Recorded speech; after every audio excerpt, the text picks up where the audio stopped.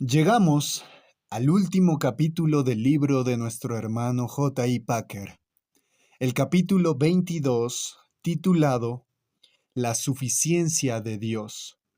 La suficiencia de Dios. La carta de Pablo a los romanos constituye el punto culminante de las Escrituras. Como quiera que se la considere, Lutero la llamó el Evangelio más claro. El hombre que la entienda, escribió Calvino, tiene abierto para sí un camino seguro para entender toda la Escritura. Tyndale, en su prefacio a los Romanos, ligó ambos pensamientos, designando a Romanos como la parte principal y más excelente del Nuevo Testamento y el más puro Evangelion, es decir, las buenas nuevas que llamamos Evangelio, además de una luz y un camino hacia toda la Escritura. Todos los caminos en la Biblia llevan a Romanos, y todas las direcciones que ofrece la Biblia aparecen más claramente desde este libro, y cuando el mensaje de Romanos invade el corazón humano, no es posible predecir lo que pueda ocurrir. Podemos decir que Romanos es un libro lleno de riquezas. Y te pregunto, ¿qué buscas tú en la Biblia? Si somos sabios, estaremos atentos a múltiples detalles, y Romanos los trata todos en forma suprema.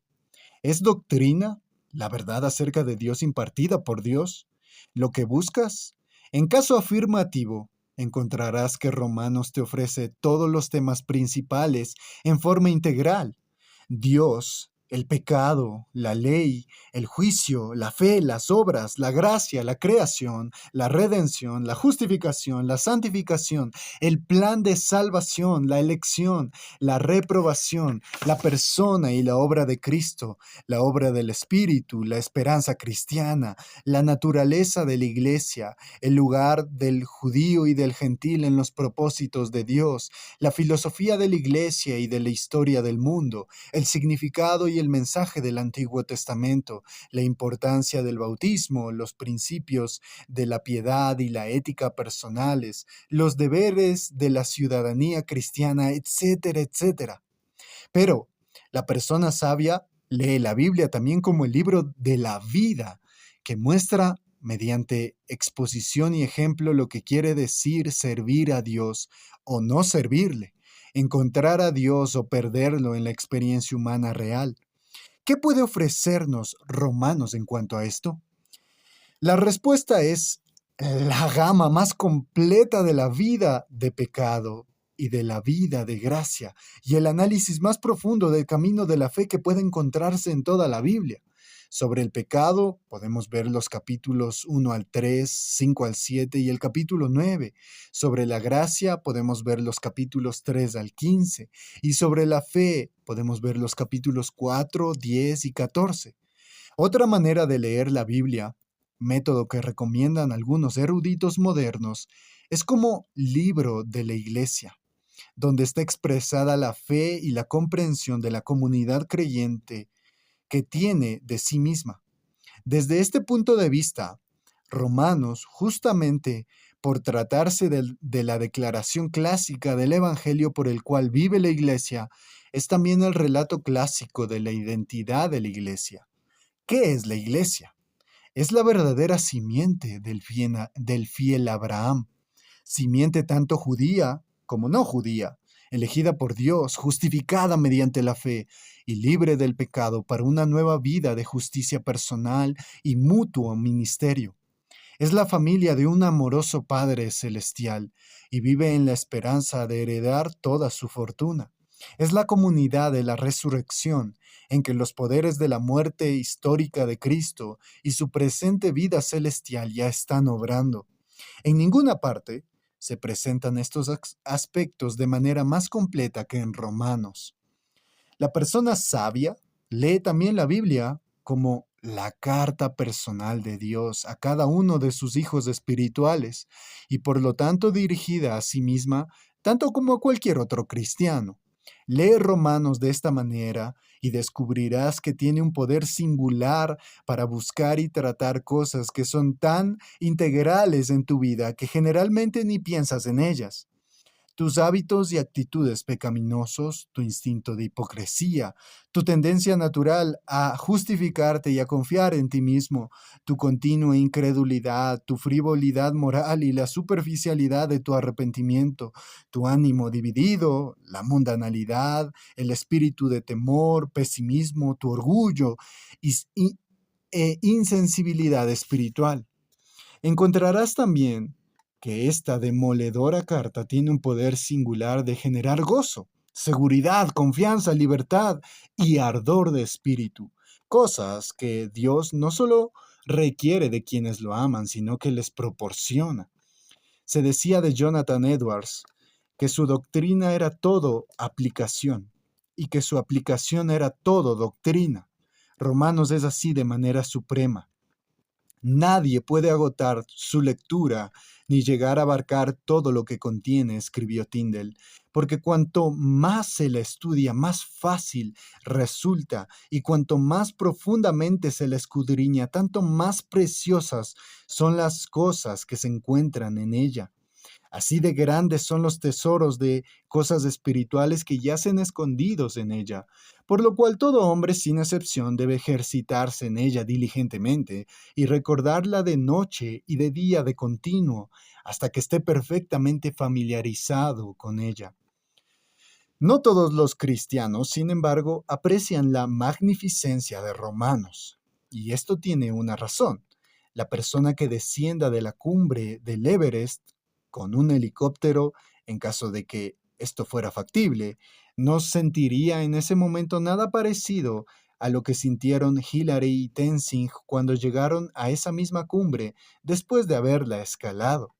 De manera similar, el impacto que Romanos pueda hacer sobre nosotros dependerá de lo que haya habido antes. La ley que se cumple aquí es esta: cuanto más hayas escudriñado el resto de la Biblia, tanto más estarás ejercitado con respecto a los problemas morales e intelectuales de la vida cristiana. Y cuanto más hayas sentido la carga de debilidades y la lucha por mantener la fidelidad en la vida cristiana, tanto más descubrirás que Romanos te habla. Juan Crisóstomo pedía que se la leyera en voz alta una vez por semana. A nosotros nos convendría hacer lo mismo. Ahora bien, como Romanos constituye el punto culminante de la Biblia, así también el capítulo 8 es el punto máximo del libro de Romanos. Es, en las palabras del comentarista puritano Edward Elton, como el panal de miel, repleto de dulzura y consuelos celestiales para el alma.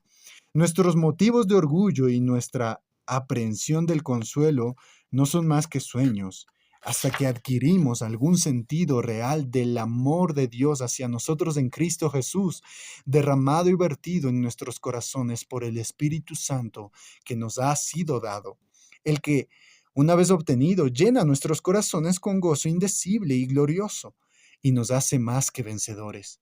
¿Y dónde encontraremos nosotros este motivo de consuelo interpretado más clara y precisamente que en este capítulo?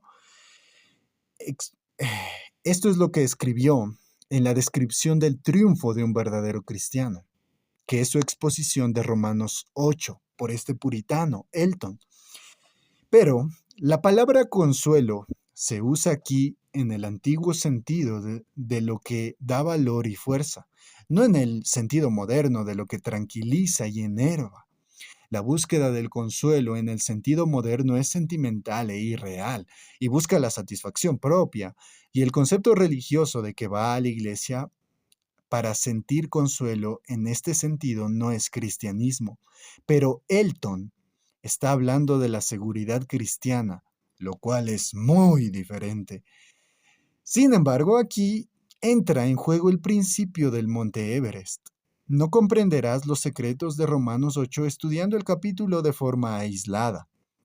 Para entender Romanos 8 es necesario estudiar previamente Romanos capítulo 1 al 7, y el impacto que te hará Romanos 8 reflejará lo que nos haya costado internalizar lo que dicen esos capítulos. Solo si has llegado a conocerte como un pecador perdido y sin esperanza, como dicen los capítulos del 1 al 3, y con Abraham al punto de confiar en la promesa divina que parece demasiado buena para ser verdad en tu caso, la promesa de aceptación porque Jesús, tu cabeza de pacto, murió y resucitó. Solo si como nueva criatura en Cristo, te has entregado una vida de total santidad y luego has descubierto que la carne está en lucha contra el espíritu, de modo que vives en contradicción sin llegar jamás plenamente al bien que te propones, ni evitando el mal al que has renunciado. Solo si además de todo esto sufres pérdida como la enfermedad, la fatiga, accidentes, sorpresas desagradables, desolución, trato injusto, solo entonces Romanos 8 te brindará todas sus riquezas y te manifestará todo su poder. En Romanos 8 encontramos que Pablo reafirma en forma muy detallada lo que ya había dicho en Romanos capítulo 5, los versos 1 al 11. Pablo no suele ser un hombre repetitivo. Entonces, ¿por qué volvió sobre el camino andado en este caso? ¿Por qué escribió Romanos 8? La respuesta breve, que no es tan tonta como parece, es esta. Porque justo había escrito Romanos 7. En Romanos 7:7 había hecho la siguiente pregunta. ¿Es pecado la ley? Tenía que responder que no, pero la ley es fuente de pecado, por cuanto fomenta lo que prohíbe y despierta de tal modo el impulso a desobedecer que cuanto más una persona se propone guardar la ley, tanto más se encuentra transgrediéndola. A fin de mostrar este hecho del modo más expedito y evidente, describió su propia experiencia al respecto. Relató cómo antes de ser cristiano, en Romanos 7:11, el pecado se aprovechó del mandamiento, me engañó y por medio de él me mató. Y luego pasó revista al presente, en el cual, a pesar de ser ahora cristiano y apóstol, aunque deseo hacer lo bueno, no soy capaz de hacerlo, porque en lo íntimo de mi ser me deleito en la ley de Dios, pero me doy cuenta de que en los miembros de mi cuerpo hay otra ley, que es la ley del pecado. Esta ley lucha contra la ley de mi mente y me tiene cautivo. Al describir esto, su reacción espontánea fue decir, soy un pobre miserable. ¿Quién me librará de este cuerpo mortal? La pregunta era retórica, porque él sabía que la liberación total de las garras del pecado mediante Cristo habría de ser una realidad para él algún día por la redención de nuestro cuerpo. Pero por el momento, como siguió diciendo, tenía que cargar con la amarga experiencia de verse imposibilitado de llegar a la perfección que anhelaba, porque la ley que se lo exigía, esa ley en la que como hombre regenerado se deleitaba, era incapaz de producirla. En conclusión, dijo en Romanos 7:25, con la mente yo mismo, es decir, en mi ser íntimo, el verdadero yo, me someto a la ley, al mandamiento de Dios, pero mi naturaleza pecaminosa está sujeta a la ley, al principio del pecado. Pablo ha terminado lo que quería decir. Ahora hace una pausa. ¿Qué ha hecho? Ha compartido con sus lectores lo que dice la ley en cuanto a sí mismo, y de esta manera les ha recordado lo que dice la ley acerca de ellos. La ley no habla de privilegios y logros, sino de fracaso y culpa. Entonces, para el cristiano sensible que sabe cómo Dios odia el pecado, el ser diagnosticado por la ley resulta una experiencia miserable y deprimente.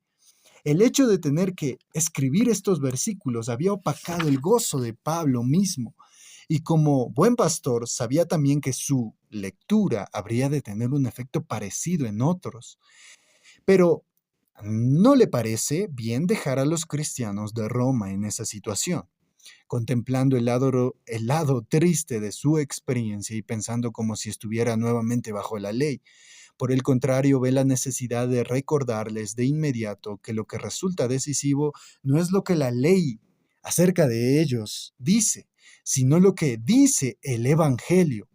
Por lo tanto, amparado en una lógica que es tanto evangélica como pastoral, evangélica porque el Evangelio demanda la última palabra, y pastoral porque los pastores siempre tienen que contribuir a la alegría de ustedes, Como dice 2 Corintios 1:24, Pablo reanuda ahora el tema de la seguridad cristiana y lo desarrolla con toda la energía de que es capaz, desde la no hay ninguna condenación al comienzo hasta la ni cosa alguna podrá apartarnos al final. Romanos 8 no libra a los cristianos de Romanos 7 en el sentido de indicar la posibilidad presente de no tener imperfecciones que la ley pueda detectar en nosotros. Esto no es lo que quería decir Alexander White cuando le dijo a su congregación: no saldrán de Romanos 7 mientras yo sea su ministro. Y su punto era muy válido, pero en el sentido de encaminar a los cristianos hacia la seguridad que Dios da en el Evangelio y de enseñarles a regocijarse en esa gracia soberana que es superior al pecado como un antídoto a la miseria que experimentan al ser medidos por la ley. Romanos 8 cumple la función de librarlos de Romanos 7 en forma sumamente efectiva. ¿Qué contiene Romanos 8? Se divide en dos partes de igual longitud.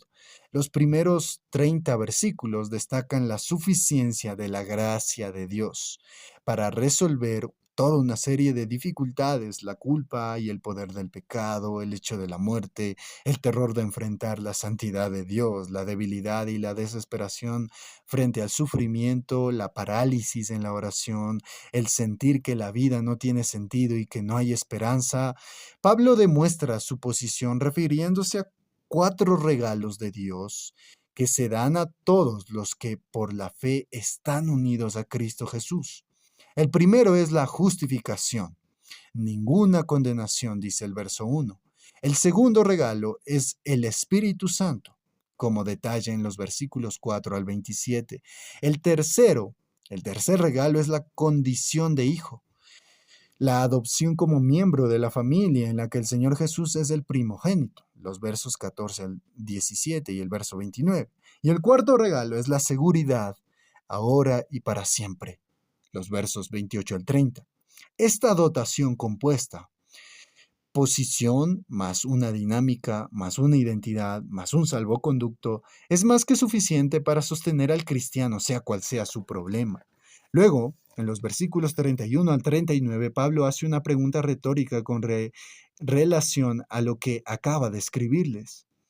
¿Qué diremos frente a esto? Y a continuación describe su propia reacción, que debiera ser también la nuestra, y al hacerlo el tema toma un giro ligeramente distinto y se convierte en la suficiencia del Dios de la gracia. La suficiencia del Dios de la gracia. El interés se transfiere del regalo a su dador. El interés se transfiere del regalo a su dador. Del pensamiento de la liberación del mal al pensamiento de que Dios es para todo cristiano lo que dijo que sería para Abraham, tu escudo, tu recompensa, como le dijo a Abraham en Génesis 15:1. Si los versículos del 1 al 20 están diciendo: me guías con tu consejo y más tarde me acogerás en gloria, los versículos 31 al 39 dicen: ¿a quién tengo yo en el cielo sino a ti? Si estoy contigo, ya nada quiero en la tierra. Podrán desfallecer mi cuerpo y mi espíritu, pero Dios fortalece mi corazón. Él es mi herencia eterna, como dice el Salmo 73. Es esta reacción la que exploraremos a continuación. La aplicación de las doctrinas. ¿Qué diremos frente a esto? La primera persona del plural de diremos no es aquí el plural de majestad o el plural literario. Para el Nuevo Testamento, estos recursos son desconocidos. Más bien, se trata del plural incluyente y exhortativo de la predicación cristiana, que tiene el siguiente sentido: yo, y espero que tú también y todos los creyentes juntamente con nosotros. Eso es lo que significa. ¿Qué diremos? El pensamiento que está por detrás del qué diremos es este: yo sé lo que tengo que decir. ¿Lo dirás tú conmigo? Al pedirles a sus lectores que se manifiesten, Pablo quiere que primero piensen. Quiere que junto con él ellos tengan claro cómo el esto tiene que ver con sus circunstancias actuales. En otras palabras, que apliquen el hecho a sí mismos. Si bien no los conoce personalmente, ni a nosotros que lo leemos siglos después, él sabe que lo que determina sus circunstancias son dos factores comunes a todos los verdaderos cristianos en todas partes y en todas las épocas. El primer factor es el compromiso con la justicia integral. Romanos 8, 31 al 39 da por sentado que sus lectores están sometidos a Dios como esclavos de la justicia y que procuran cumplir la voluntad de Dios en su totalidad. El segundo factor es que están sometidos a presiones por todos lados. Romanos 8 del 31 al 39 considera las dificultades materiales y la hostilidad humana como cosas a las que todos los cristianos deben estar expuestos. A nosotros, y no solo a Pablo, nos esperan la tribulación o la angustia, la persecución, el hambre, la indigencia, la privación externa, el peligro o la violencia, como dice el verso 35, como les enseñó Pablo a los convertidos de su primer viaje misionero. Hechos 14:22. Es necesario pasar por muchas dificultades para entrar en el reino de Dios. Algunos problemas, no todos, pueden ser esquivados por el momento, no para siempre, adaptándose a las circunstancias espirituales. Pero Pablo sabe que los que se empeñan en lo que los puritanos llamaban obediencia total, tienen que nadar contra la corriente del mundo todo el tiempo y lo sienten constantemente. Así imagina Pablo a sus lectores, y nos vemos reflejados en su espejo. Aquí encontramos a cristianos atormentados por el recuerdo de una caída moral, a cristianos cuya integridad ha hecho que perdiera un amigo, su trabajo, a padres cristianos cuyos hijos son motivos de desilusión, a cristianos que enfrentan serios problemas de salud o limitaciones físicas, a cristianos que se sienten como extraños en su casa o trabajo a causa de su fe, a cristianos cargados por la muerte de alguien que creen que debe haber sobrevivido, o cargados por la vida prolongada de un pariente senil o de un hijo que sufre, que creen que ya debe haber muerto. El cristiano que piensa que a Dios no le interesa lo que les pasa, porque de otro modo su vida no sería tan dura, y muchos más. Pero es justo a gente de este tipo, es decir, gente como nosotros, a los que Pablo desafía. ¿Qué diremos frente a esto? Pensemos, pensemos, pensemos. ¿Qué quiere Pablo que nos suceda? Quiere que hagamos nuestras las posesiones que son nuestras, aunque esto parezca una redundancia. Las posesiones que no hemos hecho nuestras no son, como a veces se piensa, técnicas para no pecar más, sino la paz, la esperanza y el gozo en el amor de Dios, que son derechos de nacimiento de los cristianos. Pablo sabe que si nos dejamos llevar por las emociones ante las presiones de la vida, tratando de justificar nuestras reacciones, perderemos estas posesiones. Así que Pablo demanda una respuesta, no ya a esas cosas, sino a esto que se expone en Romanos 8, del 1 al 30. Piensa en lo que sabes acerca de Dios por el Evangelio, dice Pablo, y aplícalo en tu vida. Piensa en contra de tus emociones. Si tus emociones te han sumido en la depresión, sal de ese estado con argumentos apropiados. Desenmascara la incredulidad que has alimentado. Tómate de la mano y háblate a ti mismo. Oblígate a alzar la vista. No te enfoques en tus problemas. Mira a Dios del Evangelio. Haz que el pensamiento evangélico corrija tu pensamiento emocional.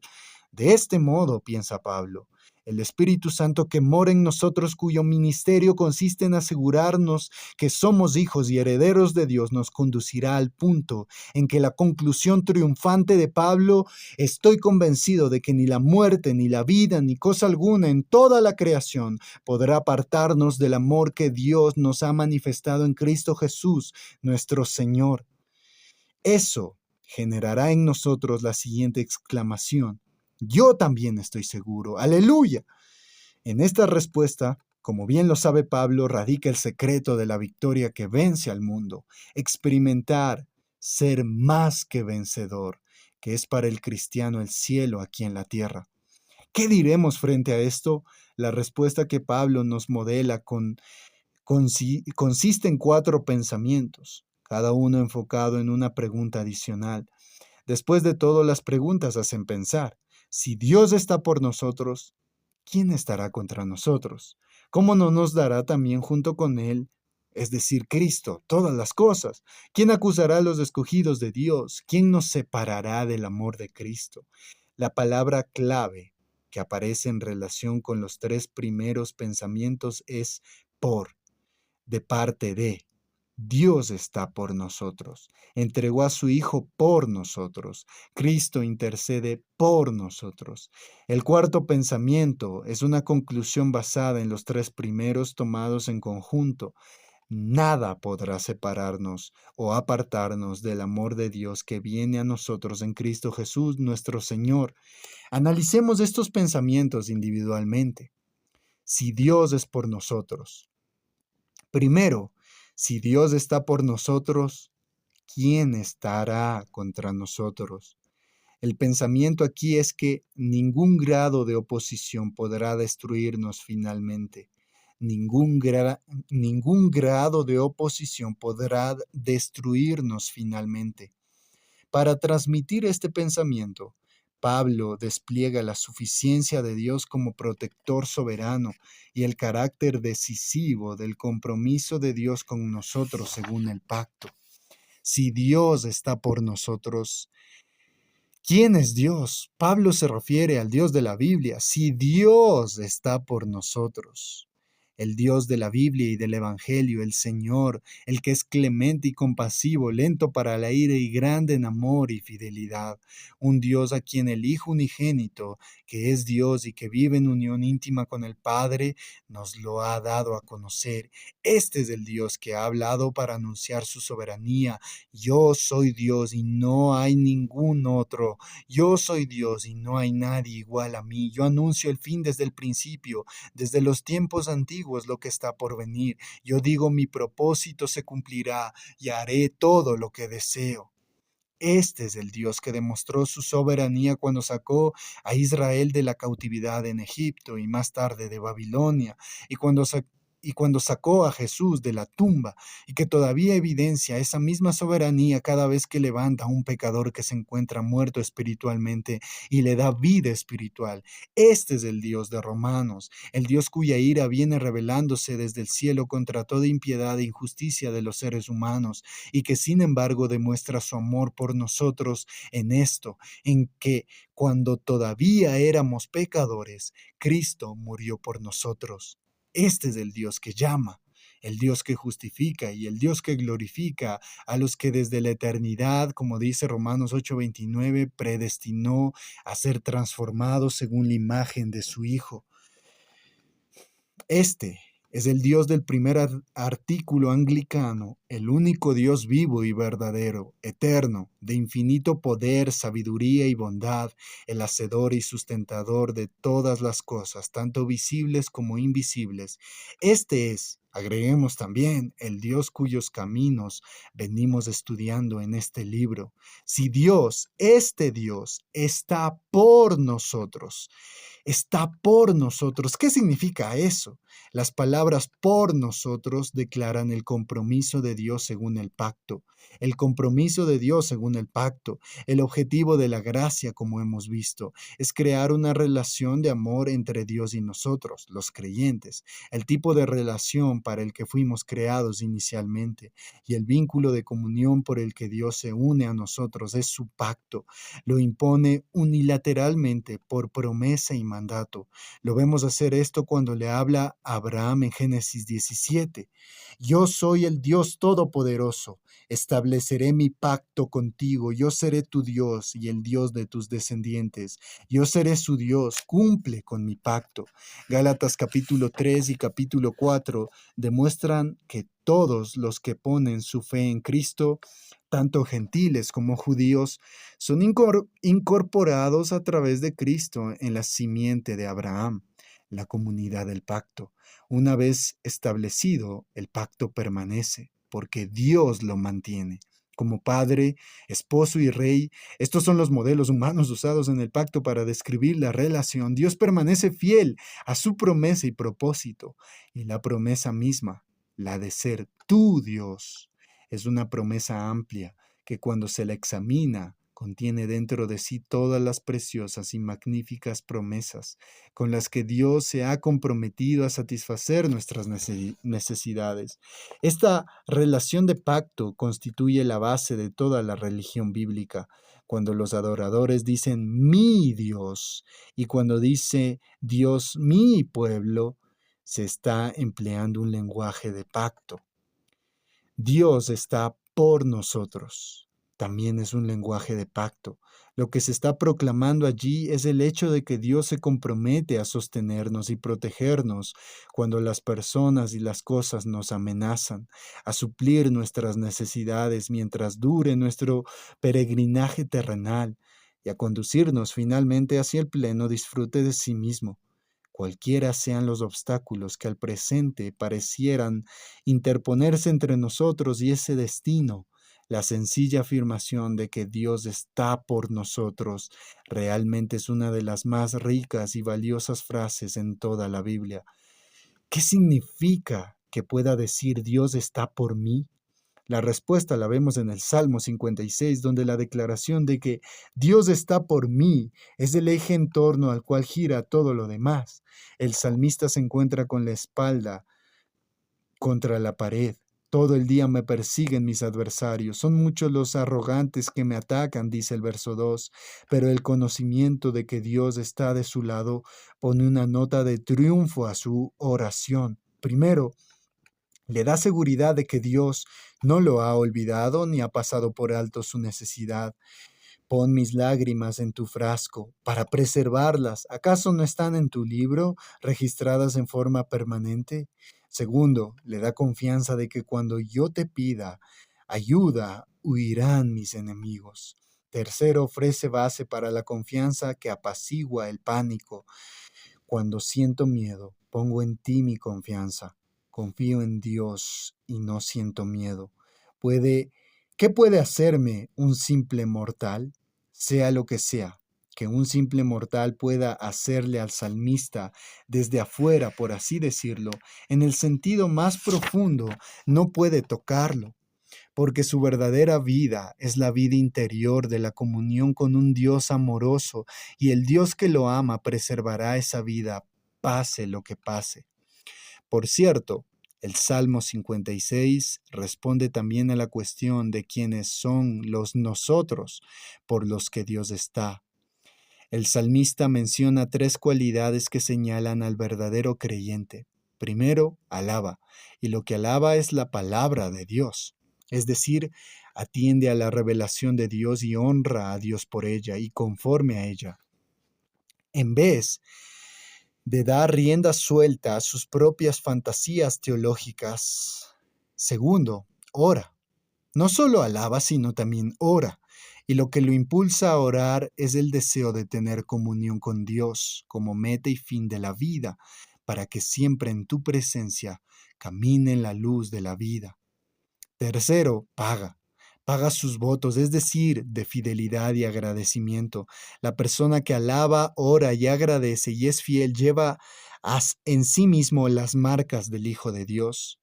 Ahora bien, ¿cuál era el propósito de Pablo al hacer esa pregunta? Estaba y está combatiendo el temor que siente el cristiano tímido a las fuerzas que cree que se han confabulado contra él, las fuerzas, podríamos decir, de él, ella o ellos. Pablo sabe que siempre hay alguna persona o grupos de personas cuya burla, desagrado u hostilidad el cristiano siente que no puede enfrentar. Pablo sabe que tarde o temprano esto se vuelve un problema para cada cristiano, incluyendo a los que antes de su conversión no les importaba lo que dijeran o pensaran de ellos. Sabe también en qué grado tales temores pueden inhibir o desalentar, pero también sabe cómo responder ante esta situación.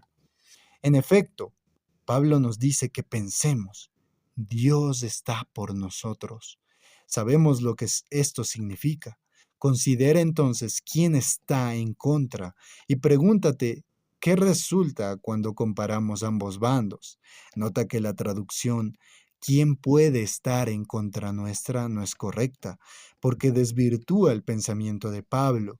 Lo que él pide es un examen realista de la oposición humana y demoníaca, y no una romántica pretensión de que no existe tal oposición. La oposición es un hecho. El cristiano que está consciente de que tiene oposición debe cuidarse porque está en peligro. Esa falta de realismo no es un requisito del discipulado cristiano, sino más bien una señal de fracaso. ¿Les tienes miedo a ellos?, pregunta Pablo. No hay por qué temer, no hay por qué tener temor, como tampoco Moisés tenía por qué temer al faraón después de que Dios le dijo: yo estaré contigo. Pablo llama a sus lectores a hacer el mismo cálculo que hizo Ezequías.